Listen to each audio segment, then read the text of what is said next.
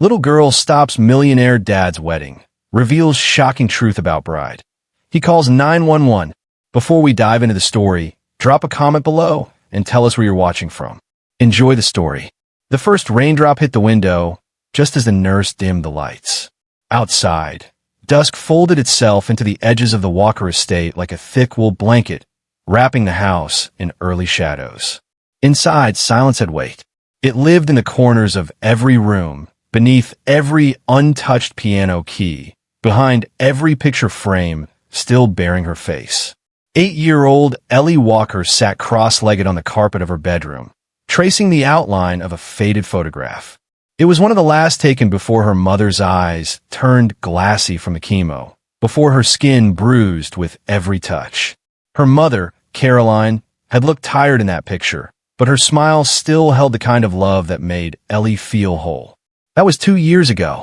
In child years, 2 years was a lifetime. The photo trembled slightly in Ellie's hands as thunder groaned outside. She looked up at the ceiling, knowing exactly where her father was, 2 floors below, locked in his study.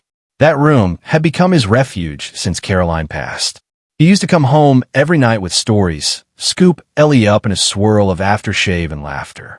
But now he worked late and came home with shadows under his eyes.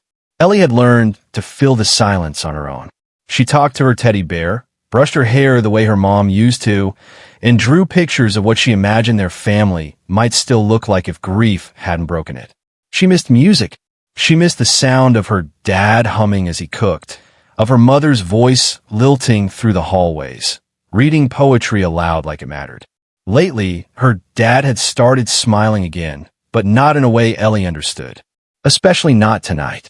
Because tonight, he had come in her room with a red tie and cologne and that look, that hopeful, almost nervous light in his eyes, and said the words Ellie never thought she'd hear. "Ellie, I have something important to tell you." She'd been sitting in that exact spot on the floor when he said it. Barefoot, in pajamas with little yellow suns, clutching her old sketch pad. He sat beside her, and for a brief moment, she thought he was going to talk about Mom. Maybe something he remembered. Maybe a story she hadn't heard before. But instead, "You remember Isabel, don't you?" The name dropped like a cold stone in her stomach. Isabel Reed had started appearing around the house about 6 months ago. She was beautiful in a way that made Ellie's stomach twist. Flawless skin, shiny chestnut hair, and a scent that smelled like flowers and metal at once. She laughed at her dad's jokes, even when they weren't funny. She brought expensive desserts Ellie didn't like and called her darling too quickly, like she was practicing for something. Ellie nodded. Her throat was dry. "Well," Matthew continued, "I asked her to marry me, and she said yes." He was beaming. Ellie blinked at him, trying to keep her face still. "She'll be moving in soon. I think it's time, don't you? I mean, it's been a hard few years, and she makes me happy." Happy. It wasn't the word that hurt. It was the way he said it, like it was something fragile, hard-won, something he'd been chasing and had finally caught. "I want that for you too," he added, reaching for her hand. "I want you to have a mother again." And just like that, Ellie felt the world tilt slightly off-center. A mother again? As if Caroline could be replaced like the broken lamp in the guest room. She looked up at the bookshelf where her mother's picture still sat, a photo from a summer vacation in Cape Cod, her curls wind-blown and eyes bright with mischief. Caroline had been messy and funny and full of sun. Isabel was none of those things. But Ellie said nothing. She didn't cry. She didn't shout. She just nodded and whispered, "Okay," and went back to tracing her drawings like she hadn't just felt something inside her quietly come apart. The engagement dinner was 3 days later. Ellie stood on the second-floor landing, peeking through the stair rails at the glittering crowd below. The chandeliers cast a golden haze over the room. Waitstaff moved like shadows. Her father looked 10 years younger, dressed in soft gray, laughing easily beside Isabel. To anyone watching, it was a perfect night. But Ellie's eyes saw differently. She saw the way Isabel smiled, disappeared the second guest, turn away. The way she snapped at the caterer over the wine choice. The icy glance she gave Rosa, their longtime housekeeper, for placing a centerpiece incorrectly. These weren't big things. Not on their own. But Ellie noticed. Children do. And later that night, when her father kissed her forehead and told her he was proud of how well she was adjusting, Ellie forced a smile. Because what else could she do? What people didn't understand about grief, especially when you're small, is that it changes shape. Some days it's loud and messy and takes up the whole room. Other days it's quiet, heavy. It sits in your chest and makes everything taste like cardboard. Grief is also where instincts grow. It's where Ellie's did. One afternoon, not long after the dinner, she came home early from school because of a power outage. Her dad was out of town for a tech conference in Chicago. The house was unusually quiet. She wandered through the halls, past the room where her mom's piano sat covered in dust, into the kitchen for a snack. That's when she heard Isabel's voice. Soft, clipped, not sweet like usual. She was on the phone. "Everything's going according to plan," she said. "The policy's in motion. I just need 3 more weeks." Pause. No, she doesn't suspect. She's just a kid. Another pause. Don't worry about Miriam. The sister's nosy, but has no real proof. Silence. Then laughter, low, bitter. "I'll be Mrs. Walker soon." And by the time they realize, it'll be too late. Ellie backed away from the kitchen like the shadows themselves had hands. She ran to her room, closed the door, and sat on the floor, staring at the photo of her mother. For the first time, she wasn't just sad. She was scared. That night, she didn't sleep. She wrote everything down, every word, every detail. She started researching on her tablet. She found out what a life insurance policy was. She learned what beneficiary meant. And when she crept into Isabel's office the next morning, using the old skeleton key from the library, she found a file labeled Walker Holdings, Insurance. She took pictures. She sent them to a secret email she made using her mother's birthday. Her hands were trembling, but something deep in her, something old and brave and buried beneath all that grief, rose up. This wasn't just about missing her mom anymore. This was about saving her dad. 3 weeks. That's all she had. 3 weeks before her father walked down the aisle with a woman who wasn't who she claimed to be. 3 weeks to gather more evidence, convince the adults, and prove what no one wanted to believe, that sometimes the most dangerous person in the room is the one who knows exactly how to smile. This is not a story about a clever little girl. This is not just a story about love or betrayal. This is a story about instinct, about the invisible threads that bind a child to the parent they would give everything to protect. It's about grief that doesn't vanish, but transforms. And it's about the moment an 8-year-old stood in the center of a cathedral and said the words that changed everything. "You can't marry her, Dad. She's going to hurt you." As adults, we often dismiss the quiet voice of a child, chalk it up to imagination or fear or the messy residue of loss. But what if the one voice that could save you was the one you stopped listening to? What if it took the smallest hands to hold back something monstrous? And what if the most powerful kind of love was not the one shouted in grand gestures, but whispered night after night from the floor of a bedroom to a photograph that no longer answers back? This is Ellie's story.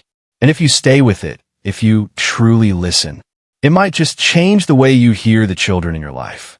It might remind you of what it means to trust, even when the truth is inconvenient, even when it comes from the smallest voice in the room. The morning air was filled with birdsong and the distant hum of landscaping tools as sunlight spilled across the manicured lawn of the Walker estate. Inside, everything gleamed. Polished wood, crystal vases, arrangements of white peonies Isabel had ordered from a boutique florist. To a visitor, it would seem idyllic. Like wealth and peace had finally shaken hands inside this house after years of grief. But to Ellie Walker, it all felt too quiet, like the kind of quiet that came before a storm. She sat at the breakfast bar, legs swinging beneath the stool, pushing blueberries around her plate. Across from her, Isabel Reed poured orange juice from a glass pitcher, her every movement graceful, like someone who had rehearsed each gesture for an audience she couldn't see. "There we go," Isabel said, setting the glass down in front of Ellie. "Fresh from the orchard. Organic, of course." "Thanks," Ellie mumbled. Isabel's smile was bright, effortless, but not warm. It was the kind of smile Ellie had seen once in a department store, painted on a mannequin. Beautiful, perfectly shaped, but hollow behind the eyes. I have something for you, Isabel continued, her voice light as a lullaby. A little welcome gift. She pulled a small velvet box from her purse and placed it on the marble counter. Ellie stared at it. Go ahead, open it, Isabel encouraged, folding her hands under her chin with almost childlike anticipation. Inside was a delicate silver bracelet. Tiny charms, shaped like stars and hearts, dangled from it, catching the morning light. It's beautiful, Ellie said quietly. It was beautiful. And yet, when Isabel reached to fasten it around her wrist, Ellie flinched before she could stop herself. The silver was cold against her skin. Not cool. Cold. Like it had never been touched by warmth. There, Isabel said, admiring her own handiwork. Now we're connected. Ellie tried to smile, but something in her stomach turned. Isabel didn't notice, or didn't care. She sipped her coffee and scrolled through her phone. From behind her, the grandfather clock chimed. The sound echoed through the house like a gentle warning. Later that afternoon, Aunt Miriam came to visit. She hadn't been by in weeks, and the moment Ellie saw her walk through the front door, something inside her relaxed. Miriam wasn't her real aunt. She was Caroline's younger sister, a teacher who still wore denim jackets with peace signs on them and brought fresh bread from farmers markets. Miriam's hugs still smelled like lavender and old books. They reminded Ellie of rainy afternoons spent reading poetry with her mom. Pumpkin, Miriam said, kneeling down to Ellie's level. You're getting tall. I swear you grow an inch every week. Ellie smiled for real for the first time all day. Come on in. Isabel greeted her, her tone sunny but her eyes cool. Miriam, she added, as if savoring the name. So nice to see you again. You must let me know what you think of the kitchen. We're planning a full remodel after the wedding. Oh, Miriam replied, glancing around the room. Looks lovely as it is. Caroline designed the space herself, didn't she? There was a pause, so small most people wouldn't have noticed it. But Ellie did. Isabel's smile twitched at the corners. Yes, well, some things can benefit from an update. Miriam's eyes didn't leave Isabel's face. Some things are meant to be preserved. It wasn't an argument. Not yet. But Ellie could feel the tension in the air begin to thrum. They sat in the sunroom later that afternoon. Miriam and Ellie curled up on the wicker bench, a plate of shortbread cookies between them. New bracelet? Miriam asked, gently turning Ellie's wrist to examine it. Ellie nodded. A gift from Isabel. It's pretty. Ellie didn't answer right away. It's cold, she finally said. Even when I wear it all day. Like it doesn't want to be warm. Miriam looked at her for a long moment. Have you told your dad how you feel about all this? He doesn't hear me, Ellie said softly. Not really. He just sees that I'm not crying. So he thinks I'm fine. Miriam stroked Ellie's hair. He's trying his best. But sometimes, when people are desperate to feel better, they mistake movement for healing. Ellie didn't understand all of it, but she understood the feeling. She looked through the glass at the garden where her mother used to kneel in the dirt for hours, humming while she planted tulips. Now there were landscapers and symmetrical hedges, and orchids that bloomed from imported soil. Everything looked perfect, and nothing felt right. That evening, as the sun dipped low and turned the sky to watercolor, Ellie passed Isabel's study on her way to her room. The door was slightly ajar. She heard Isabel's voice again, sharp and low, nothing like the one she used around her father. I told you it's handled. She's just a child. Children adapt. Silence. Then, no, Miriam's nothing to worry about. She's sentimental, not smart. Another pause. She won't be a problem. Ellie froze, heart pounding in her ears. She didn't move, didn't breathe. Not until she heard Isabel hang up the call and begin walking toward the door. Ellie bolted. She ducked into the hallway bathroom, locking the door just as footsteps passed by. She sat on the floor for a long time, bracelet cold against her wrist, wondering how much longer she could keep pretending everything was okay. At bedtime, Matthew came in to tuck her in. How was your day, Bug? He asked, brushing a strand of hair from her face. Fine, Ellie replied, eyes fixed on the ceiling. I saw you and Aunt Miriam had a good visit. Ellie hesitated. She doesn't like Isabel. Matthew paused, his hand still in her hair. She doesn't know her like I do, he said carefully. Miriam's always been protective. But Isabel's good for us, Ellie. She makes things light again. But they're not light, Ellie whispered. Matthew sighed. It's been dark for so long. I just want us to feel alive again. I don't think Isabel is the light, Ellie said. He looked at her then, really looked. But instead of hearing her, he smiled. You're just adjusting. It's normal to feel unsure. He kissed her forehead and left. Ellie stared at the ceiling long after the light had gone out, the weight of being unheard settling over her like an extra blanket. The next day at school, Mrs. Kennedy, her music teacher, pulled Ellie aside after class. Everything okay, sweetheart? Ellie nodded. You've been quiet in class. Lately, your piano piece is coming along, but it's not you. It sounds like someone playing someone else's music. Ellie blinked back sudden tears. Is there something you want to tell me? Mrs. Kennedy asked gently. I don't know how to say it, Ellie whispered. Mrs. Kennedy knelt beside her. Then don't say it yet. Just know I see you. It was a small thing, but it gave Ellie a sliver of strength. That evening, she did something she hadn't done in months. She took out her mother's journal. Caroline had kept it during her last year. Inside were notes, quotes, prayers, sketches, bits of her soul inked onto every page. Ellie flipped to a random entry. Truth isn't always loud. Sometimes it's a whisper only the right ears can hear. Ellie stared at those words for a long time. Then she turned to a blank page and started writing her own. She called it Operation Truth. It began as sketches of the house, of Isabel, of her bracelet. Then notes, observations, times, names, Isabel's phone calls, her expressions, the way she always smelled like mint and something metallic, the way her eyes never matched her smile. And at the top of the page, Ellie wrote, something is wrong. I feel it in my bones. The next morning, Isabel walked into the kitchen carrying roses. White, she said, setting them in a crystal vase. Purity, new beginnings. Ellie said nothing. Isabel turned toward her, her smile fixed. You know, darling, she said, adjusting the bracelet on Ellie's wrist, change is good. Your mother wouldn't want you stuck in the past. It was the first time Isabel had said her mother's name aloud. Ellie's fists clenched under the table. I remember things about her, Ellie said. More than you think. Isabel's smile didn't falter, but her hand froze mid-movement. Well, memories are lovely, she said, reaching for a knife to trim the rose stems. But sometimes they can keep us from living. She looked up, the knife flashing in the morning light. Wouldn't you agree? Ellie held her gaze, heart pounding, and said nothing. But in that silence, something crystallized inside her.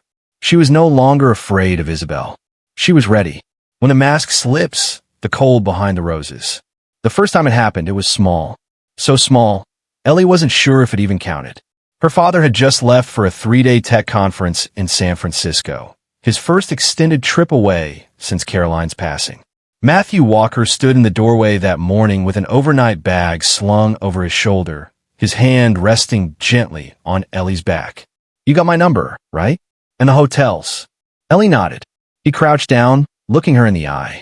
I know it's hard when I'm away, but Isabel will be here. She's excited to spend time with you. Ellie forced a smile. Okay, Dad. He kissed her forehead. Be good, kiddo. I'll be back before you know it. But the moment the front door closed, something shifted. It was subtle, like a draft sneaking under a window in a sealed room. Isabel emerged from the kitchen, her posture straighter, her movements sharper. Well, she said, clapping her hands once, just the two of us now. Ellie wasn't sure why that sounded more like a sentence than an invitation. That afternoon, Ellie sat at the piano, her fingers dancing across the keys in a familiar rhythm. The song was Caroline's favorite, Claire de Lune, and Ellie had been practicing it for weeks. Her school recital was only a few days away, and she had finally memorized every note. But as she played, she heard the clack of Isabel's heels echo across the hardwood floor. The music faltered. Ellie's fingers stilled. Isabel stood in the doorway, arms crossed, head tilted slightly. I meant to mention, she said casually, we'll have to reschedule your little concert. Ellie turned on the bench. But why? I have an important dinner that evening, Isabel replied, walking slowly into the room. It's for one of your father's potential investors. Very high profile. Ellie blinked, but Dad already took the day off. He promised he'd come. Isabel smiled sweetly. And he will. Just not that night. He'll be busy helping me. Priorities change, sweetheart. But, besides, Isabel interrupted, her tone cooling just a fraction. You can play that piece anytime. No one's going to remember whether it was this week or next. Ellie's chest tightened. I'll remember. Isabel walked over to the piano and closed the lid with a soft click. So dramatic, she murmured. Just like your mother. The next morning, Ellie came downstairs to find the family portrait missing from above the mantel. It had been there since she was 5. Her mother in a blue sundress, her father in a white shirt with sleeves rolled, Ellie in between them, laughing, her hair flying in the breeze. Caroline's hand rested on her daughter's shoulder like a promise. Now, in its place was a modern art print. Abstract. Cold. Ellie's voice was small. Where's the photo? Isabel, sipping her coffee, didn't look up. I asked the housekeeper to store it. Why? Isabel finally met her eyes. Darling, you have to let go at some point. It's not healthy to live in a museum of grief. Ellie's heart pounded. It was a museum. It was our family. Isabel said softly. Then, without another word, she returned to her tablet screen, scrolling through wedding florals. That evening, it got worse. They were alone in the living room. Ellie sat curled on the corner of the sofa, clutching her sketch pad, drawing a picture of her old room, back when her mother filled it with fairy lights and lullabies. Isabel entered, holding a piece of paper in her manicured hand. You left this in the kitchen, she said, placing it on the coffee table. Ellie looked down. It was a rough draft of a letter she'd written to Aunt Miriam, one she hadn't mailed yet. Just a few scribbled lines about feeling sad, lost, confused. You read it? Ellie asked, her throat dry. Isabel sat beside her, too close. I thought you might be reaching out for help, she said, her tone sugary but off-key. But I want you to know something, Ellie. Her fingers brushed a strand of hair behind Ellie's ear. It felt like ice. Little girls who talk too much often get misunderstood. Sometimes they're seen as unstable, or even troubled. Ellie felt a chill crawl down her spine. I'm not. Of course not. Isabel cut in, still smiling. But adults don't always see things as children do. And stories? Well, they can easily be twisted. She leaned in so close that Ellie could smell her perfume. Roses and something sharper, metallic like blood and sugar mixed in a bottle. Accidents happen all the time, she whispered. Especially to little girls who don't know when to stop asking questions. She stood and walked away, leaving Ellie frozen on the couch, her drawing trembling in her hands. That night, Ellie couldn't sleep. She lay in bed with her mother's journal hugged tight to her chest. The bracelet on her wrist felt heavier than ever, like a chain instead of a gift. She thought about calling her dad, telling him everything. But the last time she tried, when she told him Isabel didn't act the same when he wasn't home, he gently reminded her that grief could play tricks on our minds. I think you just miss your mom, he'd said. Isabel isn't trying to replace her. She's trying to be here for you. He meant well, but he hadn't believed her. And now, Ellie wasn't sure anyone would, except maybe Miriam, or Mrs. Kennedy. But she couldn't tell them everything without proof. And she was starting to understand something terrifying. Isabel wasn't just unkind. She was dangerous. The next day, Ellie started hiding things. Notes, photos, sketches, bits of overheard conversations. She named a file on her tablet, the truth box, and she hid her mom's teddy bear in the back of her closet, the one with a small sewn pouch inside. Her mother used to tuck lavender sachets there when Ellie was sick.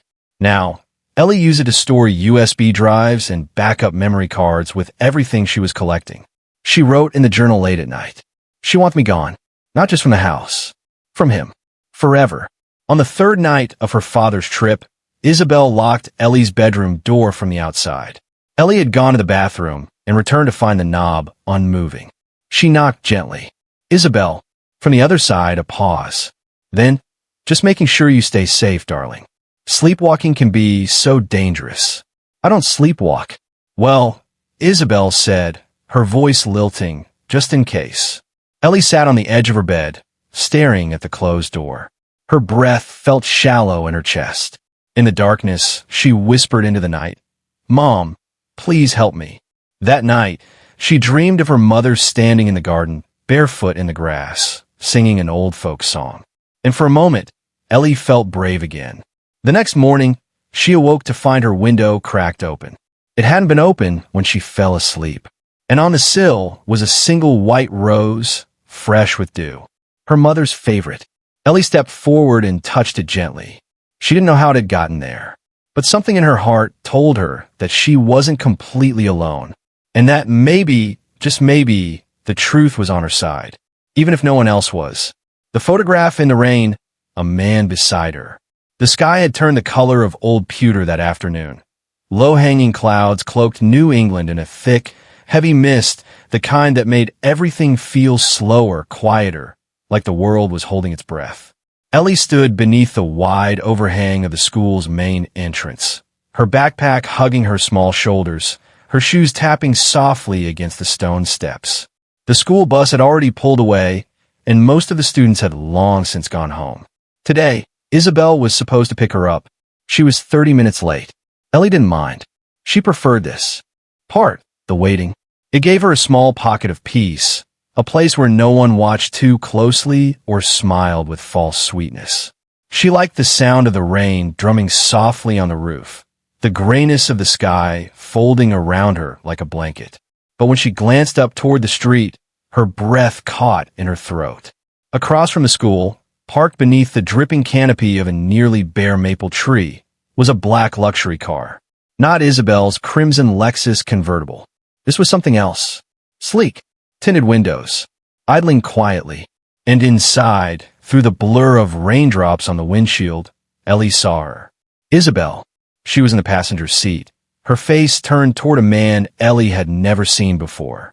He looked older than Matthew, with dark hair slicked back and a trimmed beard. He was leaning in close, too close. Isabel was laughing, her hand resting lightly on his arm. Then, Ellie's breath caught again. They kissed. Not a polite, casual peck. A deep kiss, unhurried, familiar. Ellie stumbled backward, instinctively ducking behind one of the tall columns flanking the school's entrance. Her heart thudded in her ears. Her hands trembled. She pulled her tablet from her backpack, fingers slick with nervous sweat. She aimed it toward the car just as Isabel stepped out, umbrella snapping open, her heels clicking against the wet pavement. The man stayed in the car, face obscured by the foggy glass, his form dissolving into the mist. Ellie snapped a photo, blurry, distant, nearly useless. But it was something. She crouched behind the column until Isabel's familiar red convertible rolled to a stop in front of the school. Moments later, her voice echoed, rehearsed and musical. "Ellie, darling, I'm so sorry. Traffic was just dreadful."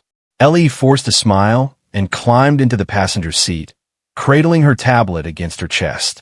As they drove home through the drizzle, Isabel chatted breezily about wedding invitations and guest lists, her tone as light as chiffon. Ellie said nothing, but her thoughts raced like lightning. That night, with the door locked and the lights dimmed, Ellie sat cross-legged on her bedroom floor. The photo wasn't much, but it was enough. Enough to know she hadn't imagined it. Enough to realize that the coldness she'd felt wasn't just grief or suspicion or a child's stubborn longing for the past. Something was wrong. Very wrong. She created a new folder on her tablet and named it in all capital letters, Operation Truth. Inside, she placed a photo. Then she added a scan of the letter she had written to Aunt Miriam, the one Isabel had found. She uploaded her drawings, sketches of Isabel's expressions when no one was watching, of her locking the door at night, of the family portrait missing from above the mantel. It wasn't much, but it was a beginning. The next morning at breakfast, Ellie watched Isabel carefully as she poured herself coffee and typed furiously on her phone. "Who were you with yesterday?" Ellie asked softly, pushing her cereal around the bowl. Isabel didn't look up. "Yesterday? At pickup." "Oh," she said, barely missing a beat. "That was Tyler. He's helping with the wedding coordination. We had a little crisis with the caterer." Ellie didn't respond. She didn't need to. She'd seen how Isabel smiled with Tyler. It wasn't a smile she'd ever seen directed at Matthew, and it wasn't professional. 2 days later, it happened again. This time, Ellie saw them near the florist shop downtown. Isabel stepped out of the car laughing, her fingers still linked with Tyler's. He was wearing sunglasses despite the gray weather, his hand resting lightly on the small of her back. Ellie ducked behind a rack of potted chrysanthemums. Her hands trembled as she snapped a clearer photo from the side. She felt like a ghost in her own story, hovering at the edges, invisible to the grown-ups who played out secrets like theater on a stage. Later that night, Ellie added the new photo to her truth folder and wrote in her digital journal. She isn't just lying to Dad. She's planning something. I don't know what, but it's big, and he has no idea. She wanted to tell him. So many times. But every time she tried, his eyes softened in that way they did when he spoke about moving on, or healing, or how much better things have felt lately. And every time, she felt like an earthquake would shake loose inside him if she so much as hinted at what she knew. He was rebuilding, she saw that. Slowly, carefully, piece by painful piece, and she didn't want to be the one to shatter it again. So she waited, and watched, and gathered more. One evening, Isabel forgot her phone on the kitchen counter. It buzzed twice before going silent. Ellie approached it slowly, listening for footsteps upstairs. With trembling fingers, she opened the screen. No password, no lock, just a recent conversation with someone listed as T. Ellie's eyes widened as she read. T. He signed a policy this morning. Full. 50M. T. 6 months after the wedding. Clean and simple. T. You sure the girl doesn't suspect anything? Isabel, she watches. But she's a child. Nathan thinks she's just acting out. Ellie's breath caught.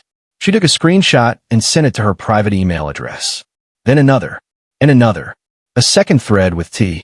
Contained a photo of her father's signature on a scanned insurance document. $50 million. Ellie stumbled back from the counter, the blood rushing in her ears. They weren't just lying.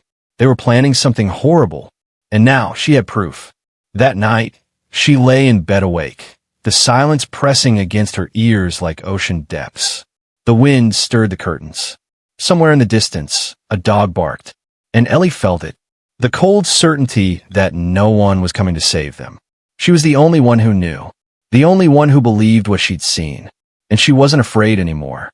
She was ready. She picked up her mother's old teddy bear and opened the small stitch pocket in its back. Inside, she placed a USB drive with every screenshot, every photo, every file from Operation Truth. She whispered to the bear the way she once whispered to her mom. Help me keep him safe. The next morning, as she walked to school with her backpack a little heavier than usual, she felt a strange sense of calm. Not peace, not safety, but clarity, like standing at the edge of a storm and finally understanding its shape. A warning unheard, when a father's heart craves light too much. The rain had passed, leaving behind a bright New England sky, freshly washed and painfully blue.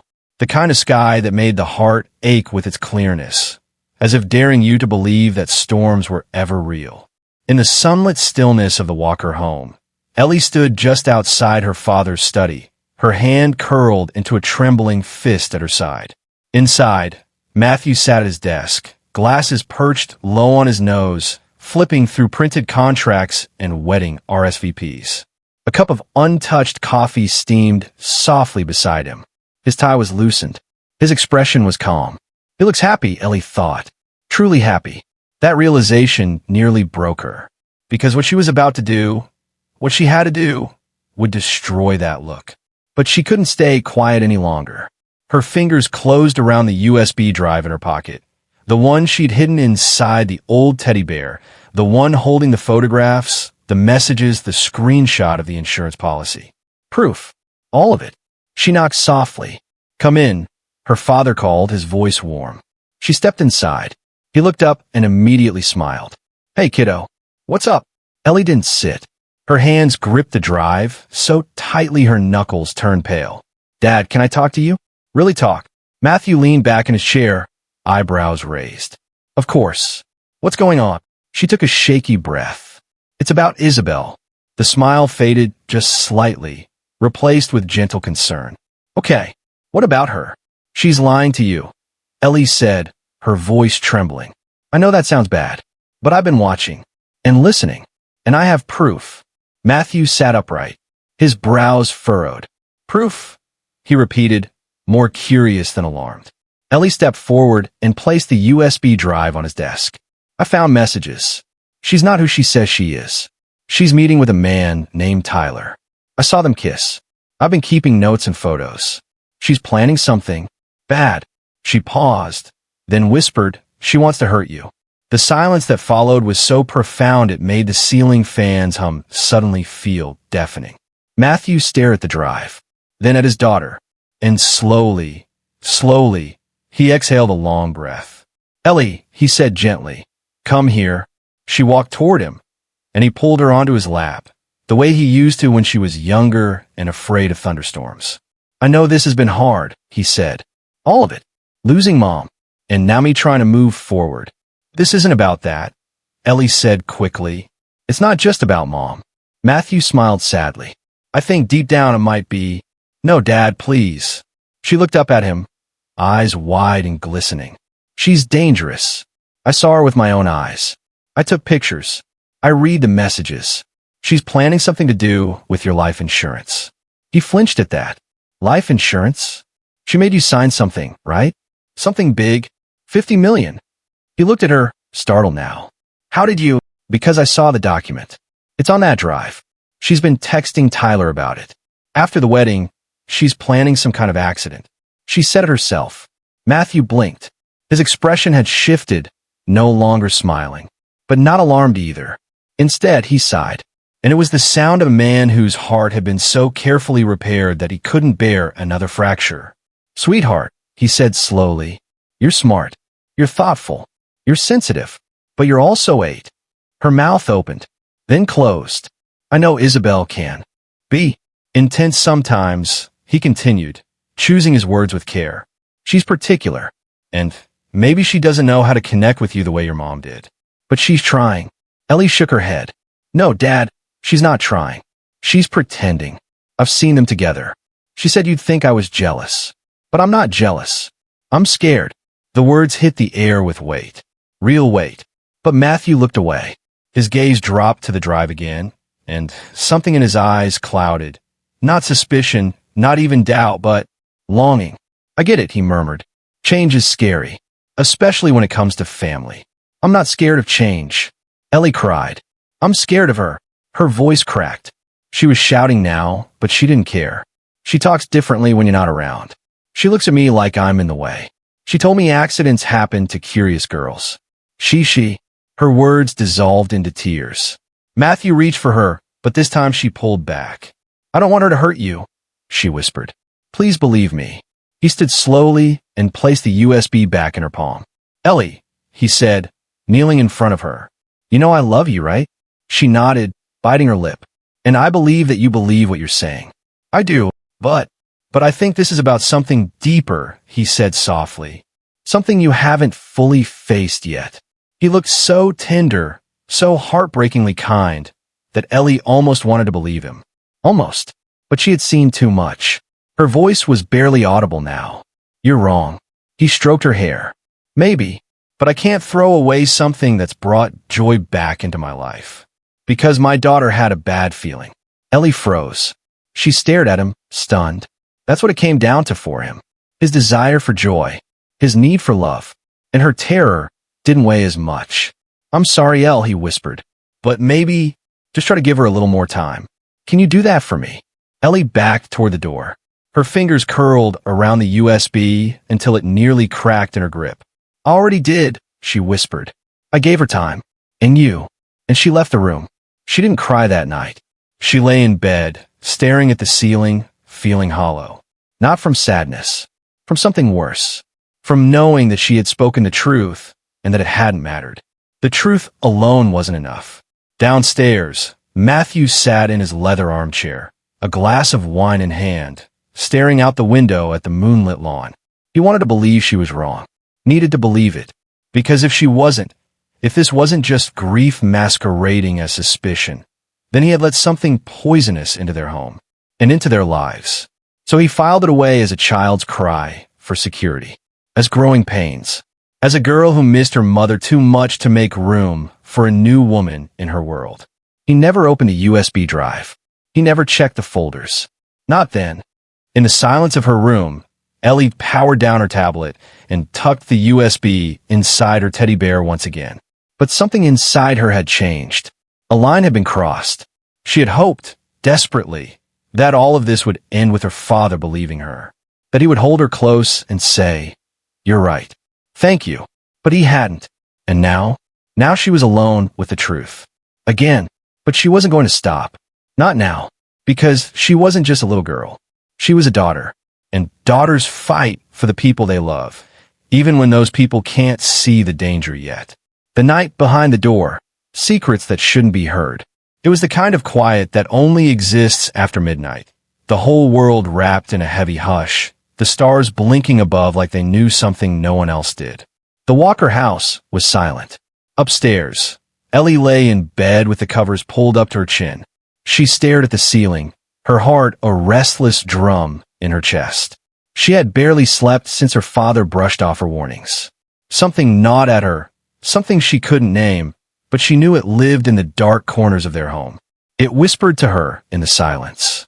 Down the hallway, a thin strip of light leaked out from under her father's study door. But Matthew wasn't home. He had left that afternoon for a 3-day trip to Chicago, a tech investors summit he couldn't skip. Isabel had driven him to the airport herself. She had waved goodbye from the driveway with the same perfect smile she wore in every room of the house. But something had changed when the car returned.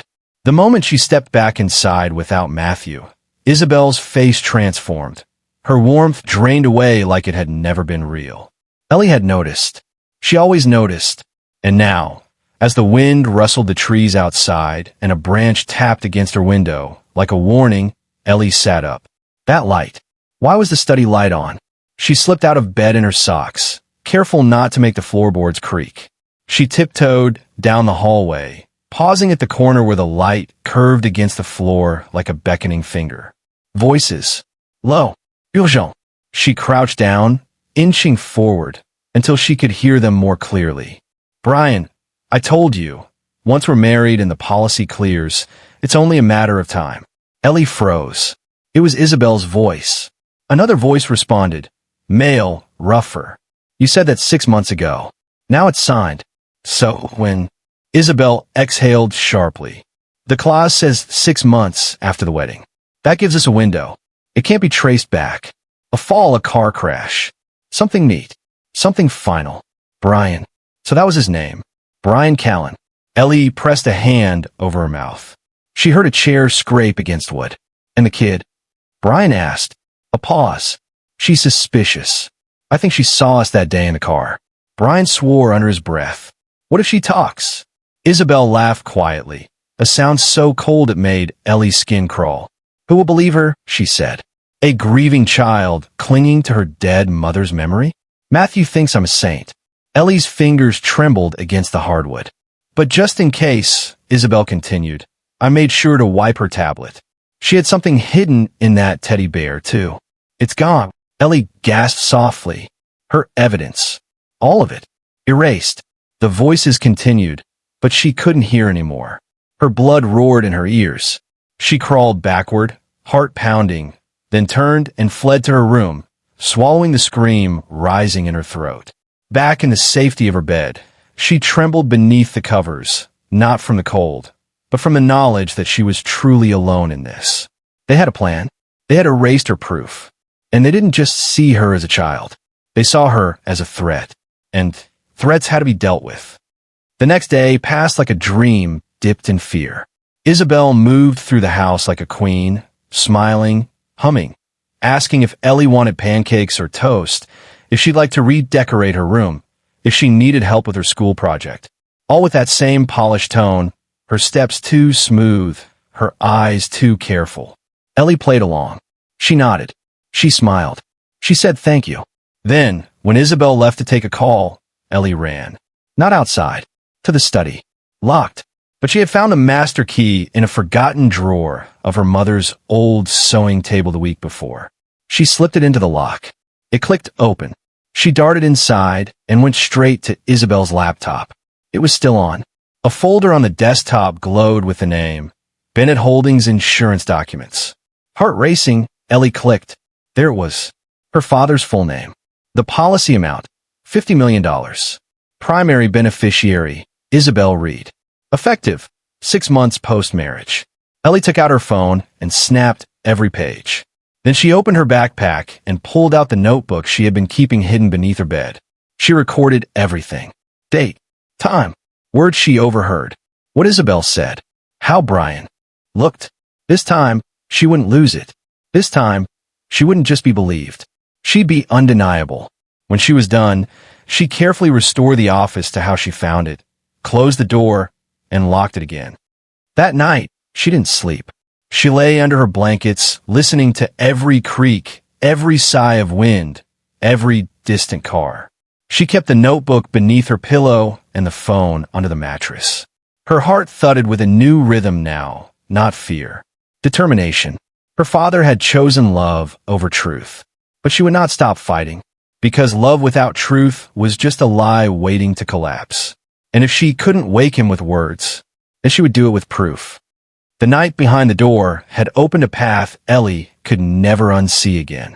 Her world had shifted, and she too had changed, not into someone harder, but into someone braver.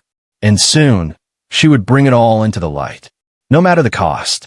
The unexpected ally, Miriam's resolve, and a truth uncovered. The afternoon sun had just begun to lower behind the hills of Connecticut when Ellie stepped off the school bus with more weight on her shoulders than any 8-year-old should ever carry. Her backpack was unusually heavy that day, not from books but from secrets. Inside was a tablet tucked inside her math folder, and on that tablet were images she couldn't stop looking at. A photo of a man and a woman in a clandestine kiss, a scam life insurance policy naming Isabel as the sole beneficiary of a $50 million plan, and notes from the whispered conversation that still echoed in her ears. She knew she couldn't keep this to herself any longer.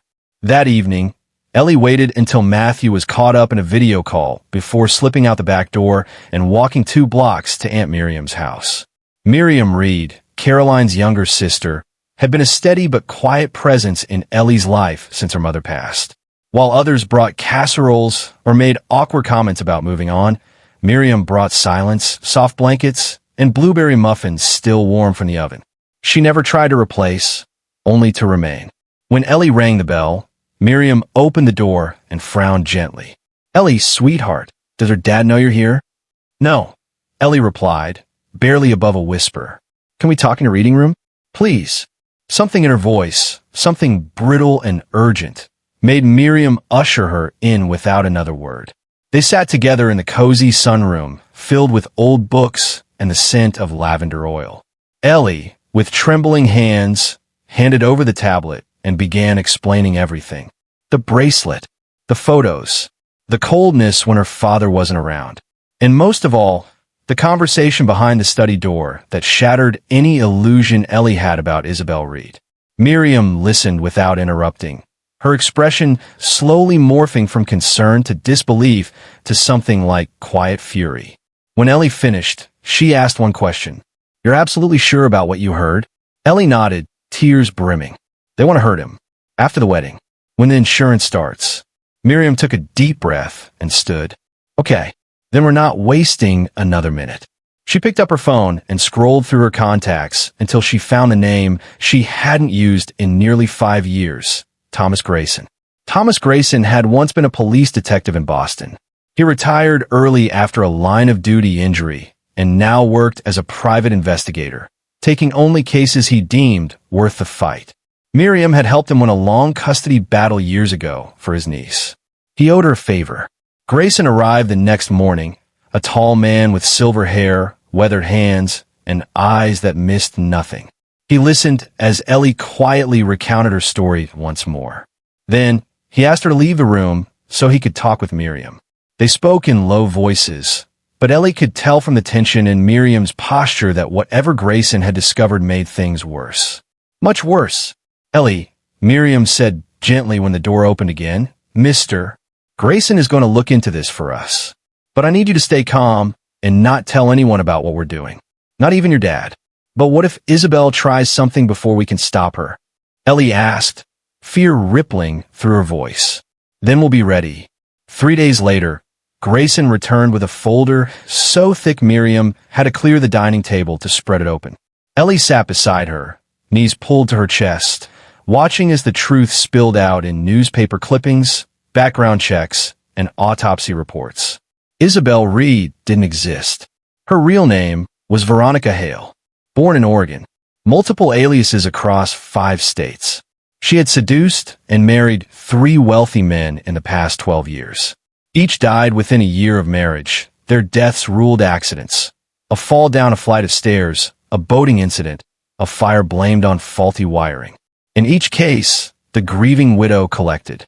Millionaire, the man Ellie had seen, Brian Callen, had also been identified in surveillance photos tied to 2 of the prior victims. He always played the same role: confidant, assistant, event planner, or distant cousin, and always disappeared shortly after the funerals. Grayson closed the folder slowly. This isn't just a con, it's a pattern. And your father, Ellie, is next on their list. Miriam's face was pale but resolute. We have to go to the police. Not yet, Grayson said, eyes narrowing. This woman is practiced. She has a way of turning things around, especially if the evidence is circumstantial. We need her caught red-handed, or, at the very least, in possession of something she can't explain away. Give me a few more days. Those few days stretched like rubber bands, taut and aching. Miriam insisted Ellie stay at her house for a special sleepover week, and Matthew didn't question it. If anything, he seemed relieved to have space to prepare for the wedding. But every day, Ellie felt the pressure building. Every time her father called or texted, she feared it might be the last time she spoke to him. Then, on a rainy Thursday evening, Grayson returned with a flash drive in his palm. Got her, he said simply. Veronica made the mistake of reusing an email alias she'd abandoned years ago. I tracked down the deleted backups. There are messages between her and Brian discussing timelines, legal documents, and most damning, how to avoid suspicion after the accident. He handed the drive to Miriam. We take this to the police first thing tomorrow. And Ellie. He knelt beside her chair, his eyes softer than she expected. You were braver than most adults I know. You saved your dad's life. Ellie tried to smile, but her hands were shaking. I was just scared. Courage is being scared and doing the right thing anyway. That night, Miriam tucked Ellie into bed and sat on the edge of the mattress longer than usual. Outside, thunder rolled over the hills, and rain tapped gently against the window. Do you think she knows we know? Ellie asked quietly. Miriam shook her head. Not yet, but she will. And when that happens, we'll be ready. She brushed Ellie's hair back and kissed her forehead. You have your mother's fire, Ellie, and your father's heart. That's a powerful thing. Ellie blinked up at her. Do you think she's proud of me? Mom, I mean. Miriam's eyes shimmered. I think she's right here, every step you take. And tonight, I think she's shining so bright it would make the stars jealous. The next morning would begin a whirlwind of action. Trips to the precinct, evidence handed over, legal discussions, and coordination with detectives. But for now, in the quiet before the storm, an aunt and her niece sat in the dark with only the sound of rain and each other's breath to remind them they were not alone. Because from the ashes of danger, a bond had been reborn. And somewhere, in the dim corners of the Walker estate, a reckoning stirred. The wedding day, a voice in the aisle. The morning light filtered through the stained glass windows of St. Augustine Church, casting dappled colors across the polished pews and the pale marble floor. It was the kind of morning people described as perfect. The sky was a bright, unbroken blue, and birdsong danced softly on the breeze. But for Ellie Walker, it felt like the longest and loneliest morning of her life. She stood quietly in the small antechamber reserved for bridesmaids, clad in a pale blue dress that matched the silk ribbons tied to the ends of each church pew. Her hands trembled slightly as she adjusted the flower crown on her head. The crown had been Isabel's idea, just another layer of artifice meant to paint a picture-perfect family tableau. Across the church, Matthew Walker stood near the altar in a sharply tailored tuxedo. His smile was nervous but genuine, the smile of a man who wanted so desperately to begin again. After years of mourning his late wife Caroline, Matthew believed this day was a step forward, a second chance at happiness. But he didn't know that his daughter was about to try and stop this ceremony that, to him, symbolized healing. The pews filled quickly with New England's most respected guests, fellow entrepreneurs, old college friends, neighbors who had watched Ellie grow up. Cameras flashed quietly as the wedding photographer, a man no one recognized but assumed was hired by Isabel's planner, moved discreetly through the crowd. From the side entrance, Isabel emerged, radiant in her gown. Her beauty drew audible gasps. The dress was flawless, her hair styled in soft waves, her makeup just enough to accentuate her elegance. She moved like royalty, but her eyes, they never softened. Ellie noticed. So did Aunt Miriam, seated in the third pew on the right, fingers tight around her purse. A hush fell over the room as the organ began to play. Isabel glided down the aisle, arm in arm with a man she introduced as her Uncle Weeks. Prior, though Mr. Grayson had already confirmed his real name was Mark Langley, another accomplice in her tangled web. Ellie stood frozen in place, her feet aching in small satin shoes, her heart pounding like a hummingbird's wings. In her hands, she held her mother's old teddy bear, its worn fur comforting, its hidden compartment containing the very documents that could save her father's life. Photos, emails, insurance records. She thought of the words she'd practiced in front of the mirror 100 times. Just stand up. Say the truth. Don't let fear win. As Isabel reached the altar, Ellie stepped from the antechamber into the main aisle. The priest's voice rang out. If anyone here knows of any reason why these two should not be joined in holy matrimony, speak now or forever hold your peace. For a beat, there was only silence. Then, from the center aisle, a small, determined voice said, "Daddy, you can't marry her." Gasps echoed throughout the church. Heads turned. Matthew's eyes widened in disbelief as he saw Ellie standing there, her chin trembling, arms clutching the teddy bear to her chest like a shield. "Sweetheart," he began, but Ellie took a shaky step forward. "She isn't who she says she is," Ellie said, louder this time. "Her name isn't Isabel Reed. It's Veronica Hale, and she's lying to you. She and the photographer are working together. They're going to hurt you for the insurance money." Murmurs rippled through the pews. The photographer froze mid-shot. Isabel went pale. Matthew looked as though he had been struck across the face. "Ellie, that's enough," he said, trying to steady himself. "I know this has been hard for you, but this isn't the time or place." "It is," Ellie insisted. She held up the teddy bear. "Please, just check inside. I hid the proof in here." Isabel's eyes darted toward the teddy bear. In that moment, her composure began to crack. "Matthew, don't entertain this nonsense," she said, her voice shaking. "She's just a child upset about losing her mother. She needs time, not a public scene." "Let me see it," Matthew said, walking toward Ellie. She handed him the bear with trembling hands, pointing to the hidden zipper behind its back. When he opened the hidden pouch and pulled out the manila envelope, he saw his daughter's handwriting labeling the contents. Operation Truth.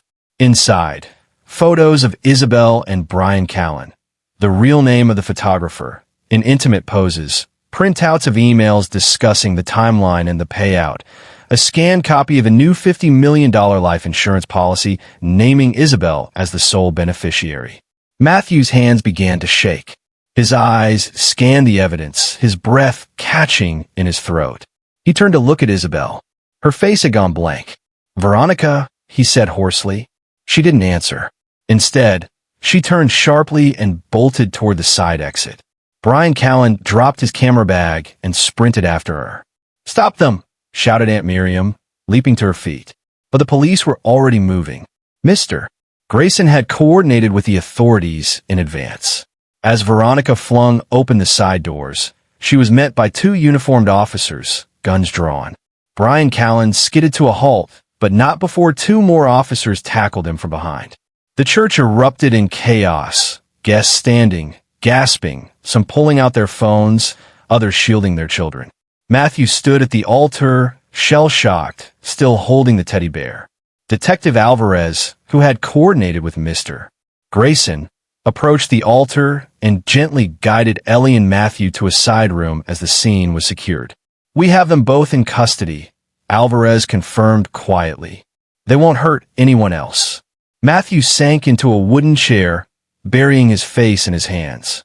Ellie stood beside him, uncertain whether she should speak. "I try to tell you," she whispered. He looked up, his eyes filled with guilt and anguish. "And I didn't listen. I wanted so badly to move forward. I ignored the one person who mattered most." He reached for her, pulled her into his arms. She felt the tremble in his shoulders, the hot tears on his cheek. "You saved me, Ellie. You saved us both." In the sanctuary, guests slowly began to file out, whispering about the scandal. Some in shock, some in sympathy. But in that small side room, a father and daughter clung to each other, not just in grief, but in renewal. Because the truth had been spoken, the danger averted, and love, real love, had found a way to break through. Outside, the bells of the church rang not to celebrate a union, but to mark a deliverance. And in the hearts of those who had witnessed it, especially one small girl and her grieving father, something deeper than happiness stirred. Hope. The night of shadows, a reckoning in the dark.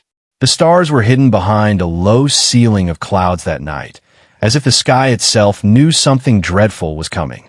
It had been 2 weeks since the disastrous wedding, 2 weeks since Veronica Hale, once known to the world as Isabel Reed, had been unmasked in front of Boston's most prominent families.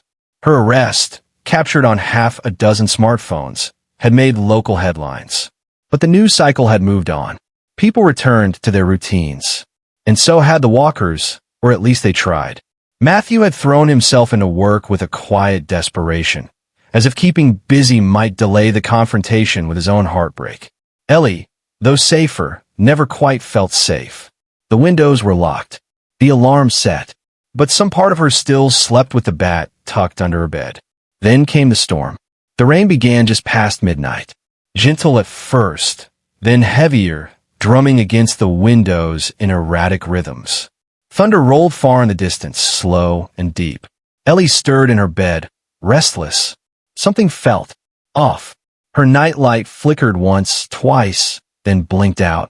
A power outage? She glanced at her alarm clock. Dark. She sat up, heart pounding. Down the hallway, the creak of floorboards echoed faintly. Then a whisper. Not words. Movement. She swung her legs over the edge of the bed. Her socked feet touched the hardwood floor. Slowly, soundlessly, she reached under the bed and pulled out the metal bat she'd kept since that night.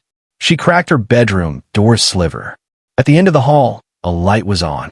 Faint, flickering, like a flashlight being muffled. Then she saw it. A silhouette. Slender. Female. Moving toward her father's room. Ellie slammed the door and locked it. She crossed the room in 2 long strides and climbed on her window seat.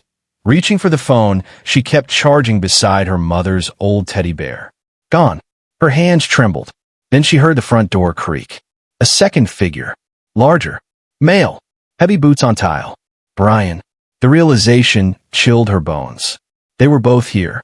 She bolted from the room, the bat gripped tightly in both hands, and sprinted toward her father's door. Dad! Wake up! They're here! Matthew Walker jolted upright, the terror in his daughter's voice slicing through his half-sleep like a blade. He stumbled toward her as she locked his door behind them. Veronica and Brian, Ellie gasped. They're inside. Matthew wasted no time. He grabbed his phone, but it was dead. Power's out, Ellie whispered. To the bathroom, Matthew said, ushering her backward as they retreated. He grabbed a heavy glass paperweight from his desk and locked the bathroom door behind them. Moments later, footsteps outside. Matthew, came Veronica's voice. Sweet. Mocking.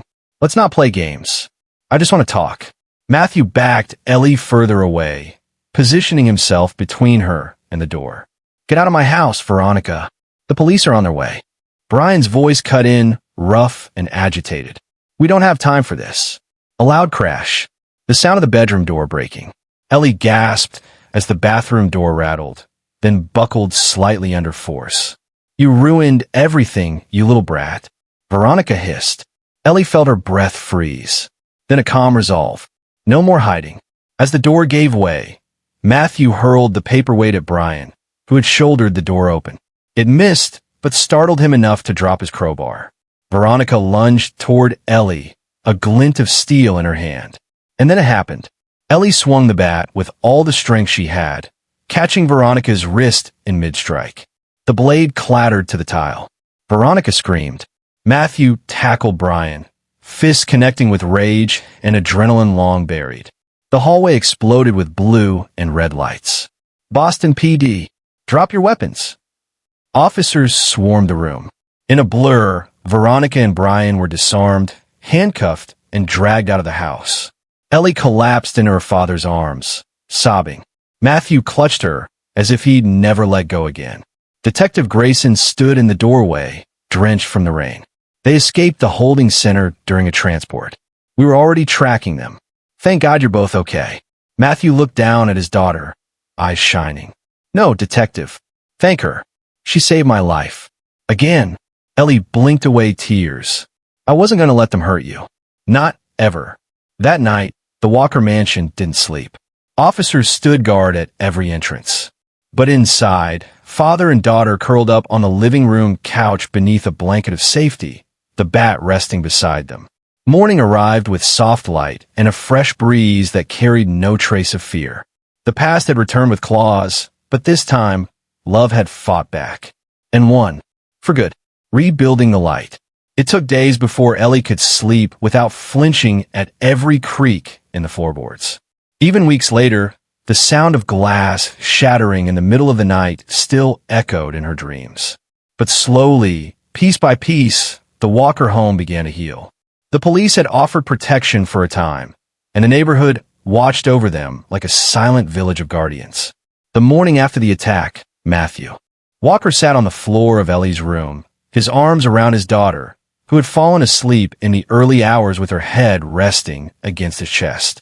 The shattered illusion of safety had given way to something harder, sturdier, truth, resilience, and a love that had survived fire. Veronica and Brian had been arrested at the scene. This time, the charges stuck like iron. With mounting evidence, witness testimony, and the confirmed identity of Veronica as a serial con artist, there would be no escape. For the first time in months, Ellie didn't wake wondering if she would have to prove herself all over again. The weight of not being believed had finally lifted. Still, silence filled the halls for days. Not the peaceful kind, but the echo of absence. The absence of fear, yes, but also the echo of trauma. One morning, Ellie found her father sitting at the grand piano that had been untouched since Caroline's passing. Dust clung to the polished wood, and the sheet music for Brahms' lullaby lay as it had been left over 2 years ago. Matthew didn't see Ellie at first. He pressed a single key, soft and hesitant. A C note, followed by another. Then he looked up and saw his daughter watching from the stairs. "Do you remember when your mom played this every night?" he asked. Ellie nodded slowly. "I used to pretend it was the stars singing." Matthew's eyes filled. "Me too." She walked to him, climbed onto the bench beside him, and together they began again. The lullaby sounded different now. Slower, more fragile, but it filled the house like a heartbeat, warming the air. That afternoon, Matthew took down the heavy gray curtains Veronica had installed. He let the light back in, as Caroline had loved. Together, he and Ellie went through old boxes in the attic, unearthing memories long tucked away in grief. Caroline's photographs, her letters, a favorite yellow cardigan still scented faintly with the lavender oil she had loved. They decorated the living room with care, not as a shrine to sadness, but as a restoration of truth. She had lived, she had been loved, and she was still part of their story. The following week, Matthew invited Miriam and Mrs. Grayson for dinner. He cooked, burning the chicken slightly, but earning laughter and teasing from the women who had helped save his life. Ellie, dressed in a soft blue dress her mother once picked out, stood at the head of the table and lifted a plastic glass of sparkling cider. To people who believe you even when no one else does, she said. Matthew added softly, and to second chances. As spring edged into summer, life returned not in grand, sweeping changes, but in little moments. Ellie went back to school.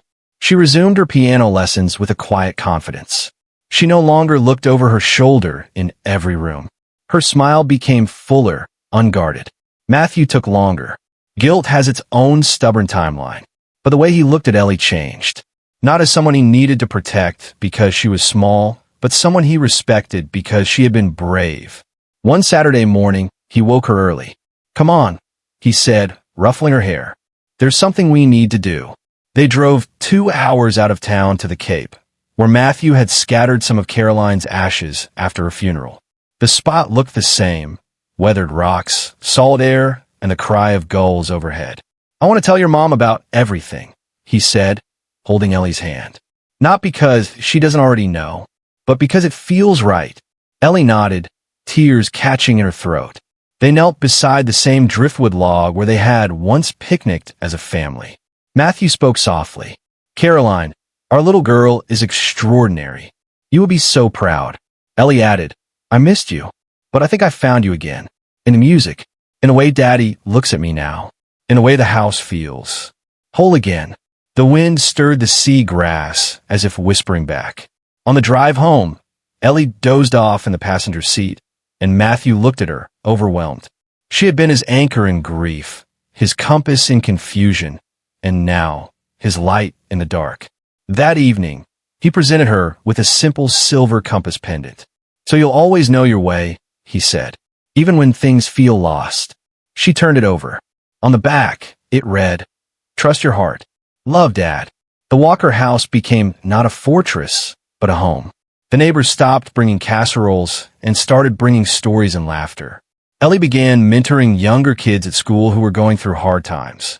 Matthew launched a new foundation in Caroline's name, offering support to families affected by fraud and emotional abuse.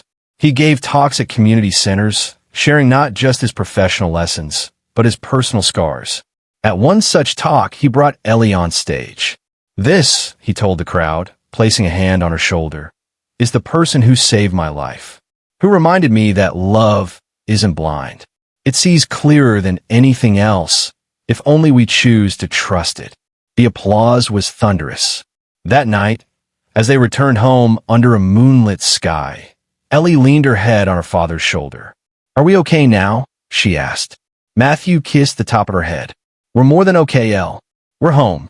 And in the quiet warmth of their restored home, with the piano humming softly in the background and stars blinking over the garden Caroline once planted, it was true.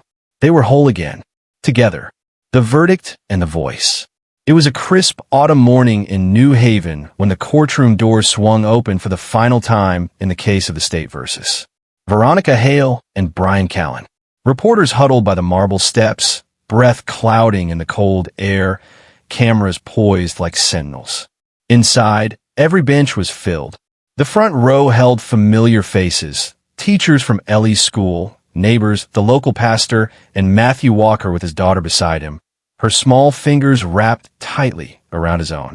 Ellie wore a navy dress and the silver compass necklace her father had given her after the storm had passed. It rested above her heart like a quiet badge of bravery. She leaned slightly into her father as the bailiff called the court to order. Judge Helen Sanderson, a woman with a kind but unyielding expression, entered the courtroom, her robes rustling softly. She had overseen every moment of the trial with gravity and empathy, particularly toward the youngest witness in the room. "Ms. Hale," she began, her voice clear and deliberate. "You have been found guilty of aggravated fraud, conspiracy to commit murder, and attempted homicide.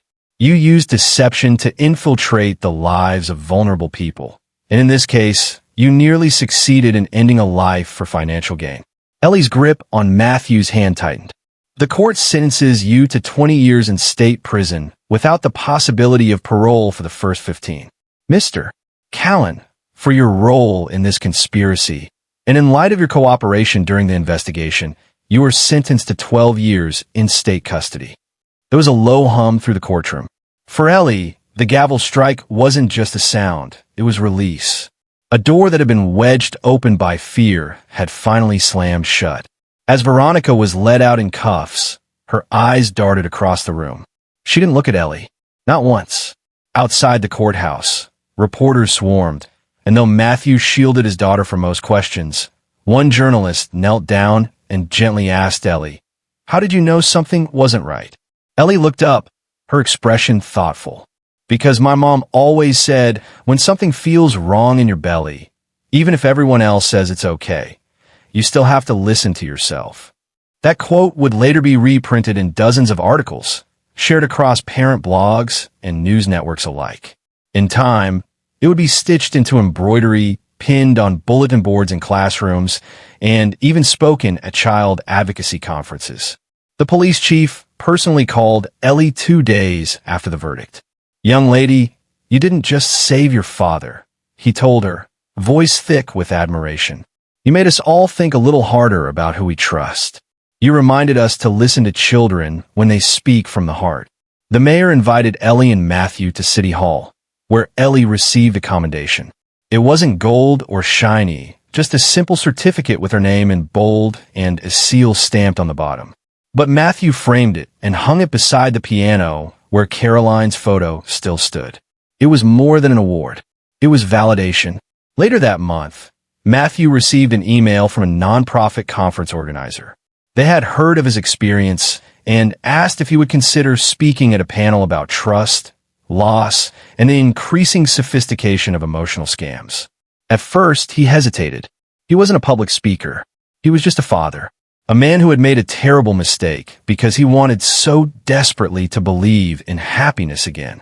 But one night, after Ellie had gone to bed, he stood in the living room with a blank sheet of paper and began to write. He didn't talk about technology or algorithms. He talked about loneliness, about the hollowness that death leaves in a house, in a chest, in a life.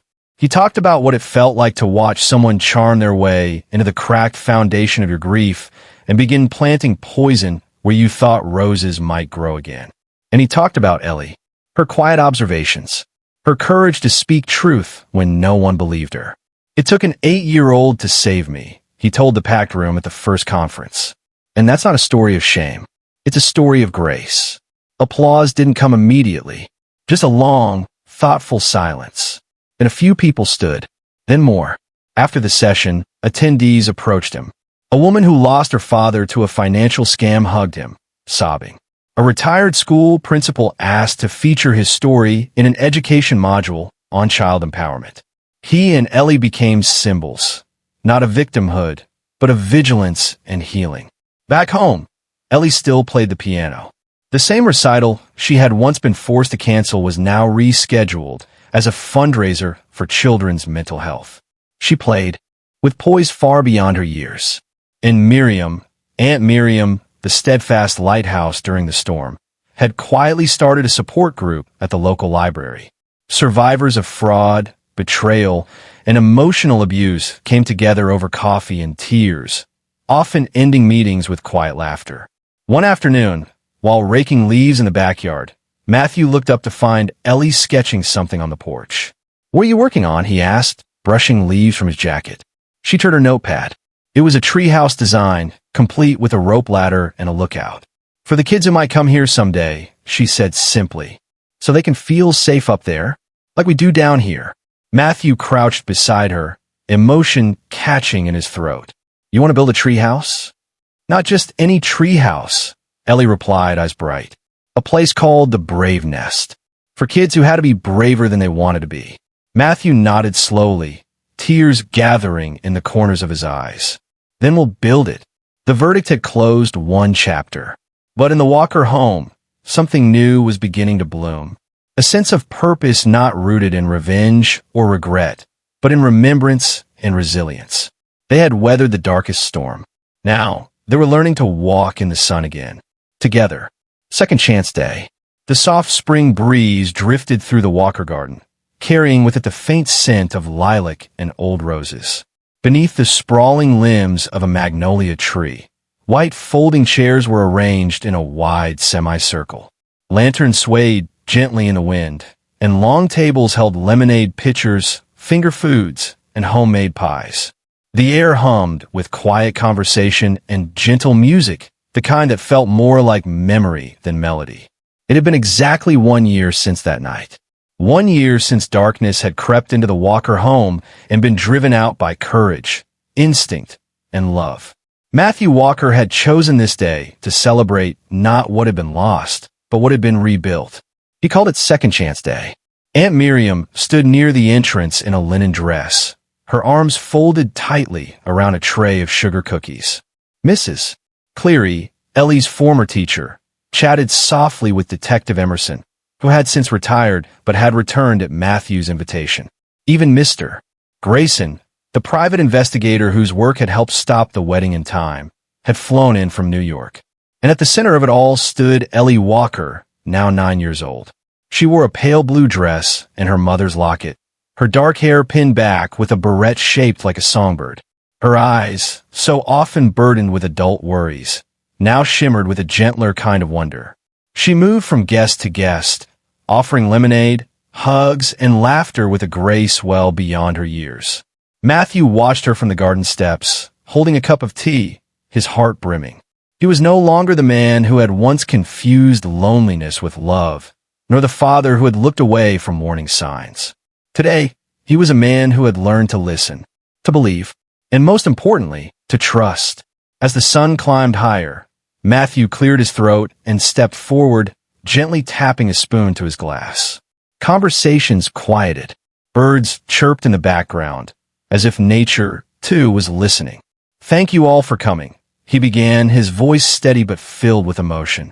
"A year ago, this home was nearly lost to us, not in bricks or paint, but in spirit, in safety, in the kind of love that my Caroline built with every meal cooked, every lullaby sung, every flower planted in this very garden."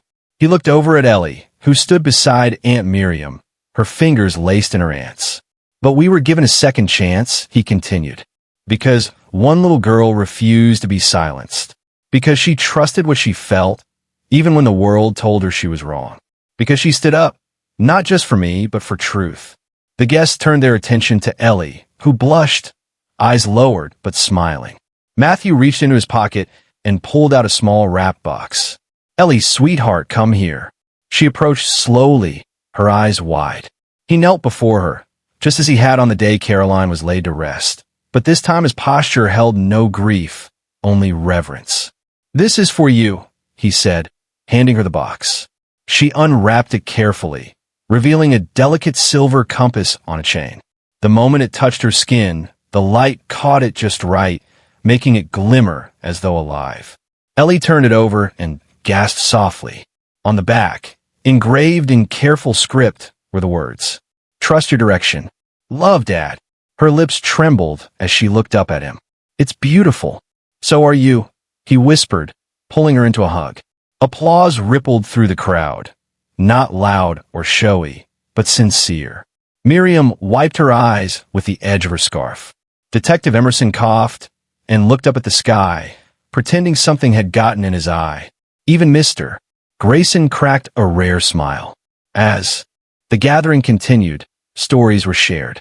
Mrs. Cleary told the tale of how Ellie had once corrected a substitute teacher with such kindness the woman had written a thank you note. Miriam described the time Ellie had baked cookies for the entire neighborhood during a snowstorm. Laughter followed tears, then circled back again. Near the end of the afternoon, Matthew found Ellie sitting beneath the magnolia tree, legs folded, compass in hand. "What are you thinking about?" he asked, settling beside her. She didn't answer right away.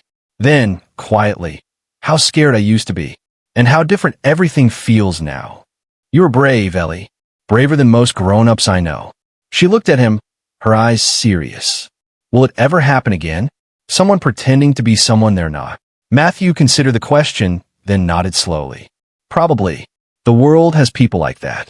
But we'll be ready, because we know how to see clearly now, and we know how to trust our instincts. And each other." She leaned against his shoulder. "Do you think Mom will be proud?" His throat tightened. "I think she's the proudest soul in the sky." They stayed that way until the sun dipped low, casting golden light across the garden. The air began to cool, but the warmth between father and daughter held strong. As guests began to leave, many embraced Ellie, whispering words of admiration. Some left gifts, others letters. One older woman even pressed a dried four-leaf clover into Ellie's palm.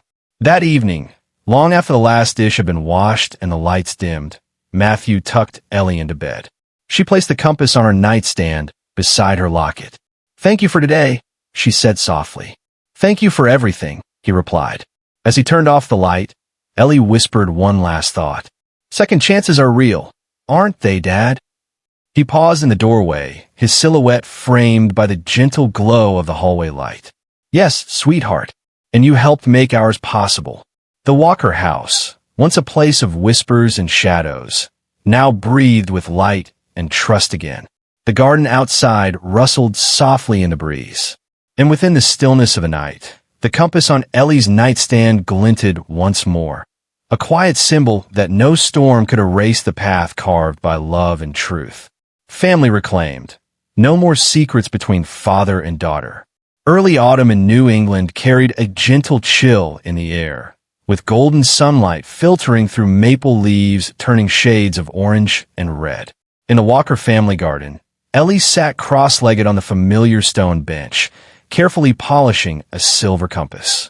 It was a gift from her father, given on what he called their second chance day. Ever since that terrifying wedding day and the danger that nearly took her father's life, Ellie's view of the world had shifted. She had learned that in the adult world, the truth isn't always easy to see. But it's also in that very world that real love and family bonds never truly fade. Matthew sat beside her, both hands wrapped around a mug of hot cocoa. "I used to think I needed someone to fill the emptiness in my heart," he said quietly, eyes gazing toward the rows of hydrangeas Caroline once planted. Ellie turned to him, her expression far more mature than that of a typical 9-year-old. "But you had me all along, Dad. I've always been here." Silence fell between them, not heavy or uncertain, but full of understanding. A silence that allowed hearts to speak without words. A silence that acknowledged what words couldn't. "You were the light I couldn't see," Matthew admitted. "I was blinded by loneliness, by the desperate need to be loved again, and I didn't see the danger right in front of us." Ellie placed her hand over his, softly but firmly. "I'm not mad at you, Dad. I just wanted you to see me again. Like before." She paused, voice tightening. "And remember Mom, too. She was always part of us." Matthew nodded, his eyes turning red. "From now on, there will be no more secrets between us. I promise I'll always listen." In that moment, their breathing seemed to fall into sync, as if two broken pieces had realigned. It wasn't just a promise. It was a restoration, the rebuilding of something unspoken, yet solid, stronger than before. That night, instead of reading from the old storybooks Caroline used to gift, bedtime became a space for dreams, places they wanted to go, things they wanted to do together. In the quiet that followed, Ellie whispered from her pillow, "Do you think Mom can see us?" Matthew pulled her close. "I know she can, because today I finally felt the beauty Caroline always dreamed of, a home filled with real love. No lies, no make-believe happiness, just us, honest and whole." Ellie smiled and rested her head on her father's chest. "We've had each other all along, Daddy. We just have to remember to walk together now." That quiet autumn night, the soft glow of Ellie's bedside lamp painted warmth across her room.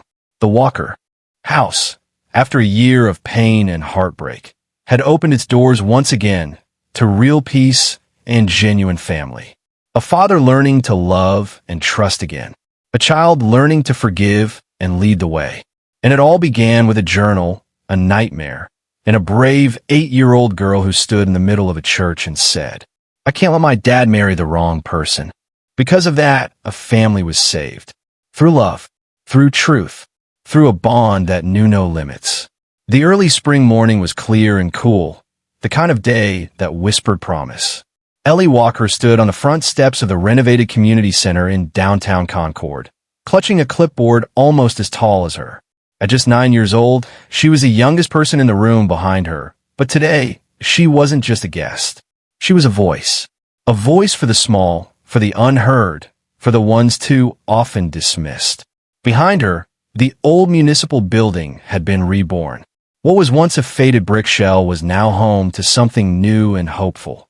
The Walker Foundation, an initiative born not just from tragedy, but from a father and daughter's shared promise to never let silence cost someone their life again. Matthew Walker adjusted his tie in a reflection of the newly installed glass door, watching his daughter greet guests with the gentle poise of someone much older.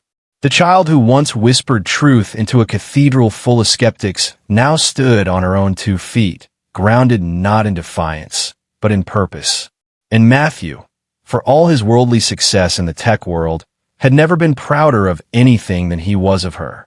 The idea for the foundation had come not in a boardroom or press conference, but on a quiet morning when Matthew had found Ellie staring at her compass. The silver one he had given her on Second Chance Day, engraved with the words, "Trust your direction, love, Dad." What if there were other kids, like me, Ellie had said softly, who see things and no one listens to them? Matthew had paused, understanding blooming slowly like a late winter flower. Then maybe, he replied, we build something where their voices matter. The Walker Foundation launched 6 months later, funded entirely by Matthew's personal contributions, with a focus on 3 areas: supporting victims of financial fraud, educating communities on emotional manipulation, and giving children a seat at the table. Not a symbolic one, but a real, respectful seat. Ellie's title? Honorary Youth Advisor. And while the term was ceremonial, the impact was anything but. In the early days, she helped craft training materials from a child perspective, videos, stories, even role plays. Most people don't listen to kids, she said in one workshop, but we see more than they think. We see the shadows when no one's watching. It was those shadows that the foundation aimed to illuminate. Inside the center that morning, the opening ceremony buzzed with reporters, donors, survivors, and volunteers. A mural of vibrant colors covered one entire wall. Not abstract shapes, but real faces.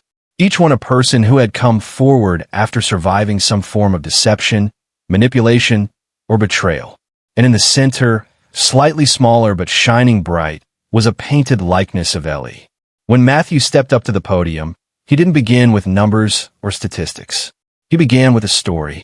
2 years ago, he said, his voice steady but thick with emotion, my daughter stood in front of a church full of people and told the truth. She wasn't loud. She wasn't aggressive. She was clear. And because of her, I'm alive today. Gasps and murmurs rippled through the crowd. Most knew the story by now, but hearing it from Matthew, in that setting, lent it the kind of weight that made the air feel heavy with reverence. The Walker Foundation exists because we miss the signs, he continued. Because I missed them. Because I mistook a child's fear for jealousy, and I let my grief blind me. We cannot allow that to be the norm. He turned slightly, catching Ellie's eyes in the front row. This building isn't just brick and steel. It's a promise. To the next Ellie, to the next Matthew, that their voices will not go unheard. When Ellie took the microphone next, she had no speech prepared. She simply told the story of her compass. How she'd held on to it on the worst nights. How it reminded her to trust herself when no one else did. I was scared every day, she said, her small hands gripping the podium. But my mom once said, the bravest people are the ones who speak up even when their voice shakes. I think we can all be that brave, especially when we help each other. The crowd stood in a long, solemn ovation, not just because of what was said, but because of who was saying it. A little girl who had once slept with a bat under her bed now stood in a room full of powerful adults, not asking for permission, but offering direction. After the ceremony, a group of middle school students toured the center. One girl lingered behind, her eyes wide with recognition. You're the girl from the video, she whispered to Ellie. The one who stopped the wedding. My mom made me watch it.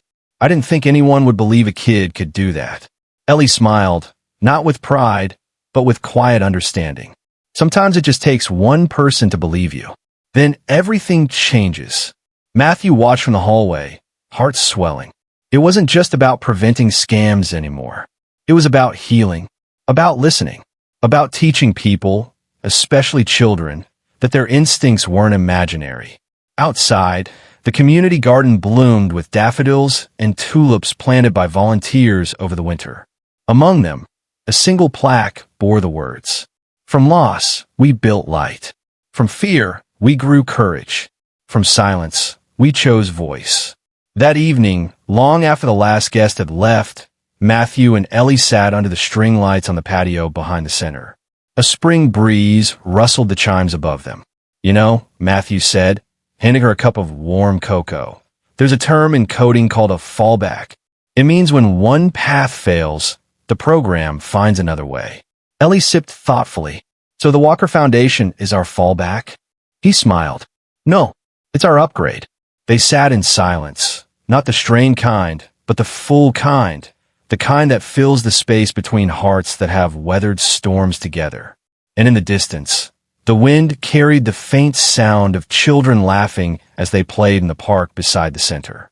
Laughter that, 1 year ago, had been drowned by fear. But now it rang clear, because the story wasn't just about what they lost. It was about what they built because of it, and what they would protect for as long as there were children with voices shaking in the dark. This was their light, and they would never let it go out again. The late afternoon sun filtered gently through the broad canopy of the old oak tree in the backyard, casting shifting patches of golden shadow across the garden. The air was still, touched only by the soft rustling of leaves, the faint hum of bees drifting lazily over late spring blossoms, and the occasional creak of the wooden bench where Matthew Walker sat, his daughter, Ellie, curled beside him. It had been exactly 2 years since Caroline passed. 2 years since the silence of grief settled over the Walker household like a heavy snowfall. But today, there was something different in the air, a warmth that reached deeper than just sunlight. It was in the way Matthew laughed without forcing it, the way Ellie leaned her head on his shoulder without hesitation, the way their breaths fell into an easy rhythm, like a song they both remembered. Matthew opened the small wooden picnic basket beside them and pulled out 2 slices of Caroline's favorite strawberry shortcake, carefully wrapped in wax paper. "I tried making it the way she used to," he said, placing 1 slice in Ellie's hands. "But I think I used too much vanilla." Ellie giggled softly. "Tastes like memory. That's the best kind." They ate in comfortable silence, the breeze playing gently with the hem of Ellie's dress. She was growing so fast, not just taller but stronger, quieter in some ways, yet more present than any adult Matthew had ever known. The trials of the past year had weathered her, but instead of leaving her brittle, they had refined her. She was no longer just the daughter he protected. She was his partner in rebuilding everything they had lost. After the last bite, Ellie dusted crumbs from her lap and looked up toward the blue sky streaked with peach and lavender. "Dad," she said, her voice barely more than a whisper, "do you think Mom will be proud of us?" Matthew swallowed hard. That question had lived inside him for so long. It felt almost sacred. He turned toward his daughter, his voice thick but steady. "I think she'd be proud of you every single day. And of me, maybe, especially for finally seeing what really matters." Ellie nodded slowly, her fingers absently tracing the small silver compass that now always hung from her neck. "She used to say, 'I had her intuition in your heart,'" Ellie murmured. "Maybe that's why I knew about Isabel, why I couldn't let it go." Matthew reached over, gently tucking a strand of hair behind her ear. "You didn't just know. You acted, even when no one believed you. That takes more courage than most grown-ups ever find." A bird chirped overhead, interrupting the moment with its sharp, joyous call. The sounds of life went on, a neighbor watering plants, a car engine starting somewhere far off, wind chimes tinkling from the back porch. And in the center of it all sat this father and daughter, 2 hearts that had been nearly broken, now stitched back together with threads of trust, truth, and time.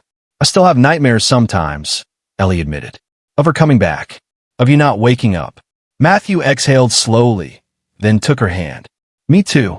Some nights I wake up and reach across the bed, expecting—" He stopped himself, staring down at their entwined hands. "But the thing about fear," he continued, is it only grows in silence. When we talk about it, when we hold each other through it, it loses some of its grip. Ellie leaned into him, her voice quiet. I like this version of us. Not rushing, not pretending. Me too, Matthew said. For a long time, I thought I had to fill the space your mom left behind. I was afraid of the quiet. Afraid you and I weren't enough. But I was wrong. Ellie looked up at him, her brown eyes shining in the last golden light of day. We were enough all along. He nodded. More than enough. The garden grew dimmer as the sun slid behind the treetops. Fireflies began to flicker near the hydrangea bushes, tiny lanterns dancing through the dusk. From inside the house, a soft melody played. Ellie's piano piece, the one she had practiced for so long before it had nearly been taken away from her. It had become a ritual in their evenings now, not for performance, but for peace. They listened together, letting the notes wash over them. Neither spoke. They didn't need to.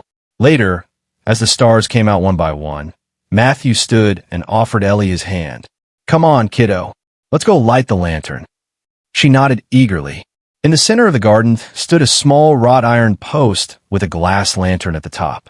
They had decided to light it every year on this day, not just for Caroline, but for themselves, for all they had survived.